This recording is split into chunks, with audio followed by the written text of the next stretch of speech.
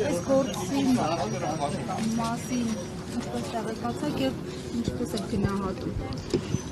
Սա գնահատում ենք որպես հերթական քաղաքական միջոցառում է իրենց կողմից կազմակերպված եւ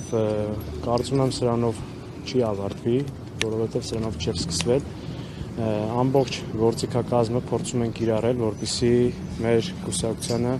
խոչընդոտեն գործունեությունը, որպեսզի առաջիկա սպասվող ընտրություններում մաքսիմալ անհարմարություններ պատճառեն,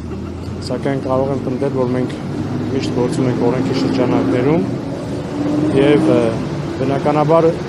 արդյունքում հաղթանակ պետք է ունենանք եւ օրենքի գերակայությունը Հայաստանում արդեն հրամայական է դարձել։ Բայց արդեն ուղենշվում է, որ նախընտրական շրջանը բավականին լարված է անցնելու, եթե սկսել են կանանցից, հավանաբար այլ սցենարներ էլ ունեն, ձեր մոտ ինչ վիճակ է, ինչ քննարկումներ են, ինչպես է այս խոչընդոտները հաղթահարել։ Գիտեք, լարվածությունը դեռևս մինչ նախընտրական շրջանում էլ էր սկսված, այսինքն հիմնական լարվածությունը սկիզբը դրվեց Սամվել Կարապետյանի ի աջակցություն եկեղեցուն արված հայտարարությունից հետո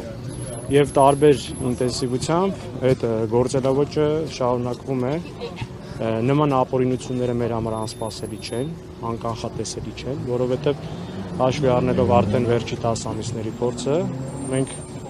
նմանատիպ միջոցառումների հավանականությունը շատ բարձր ենք միշտ գնահատել։ Հետևաբար սա զարմանալի չէ, բայց վստահ ենք, որ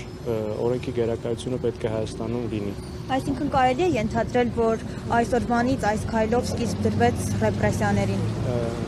Ոչ, որովհետև սկիզբը դրվել է դեռևս Սամվել Կարապետյանի նկատմամբ քրեական գործ հարուցելուց։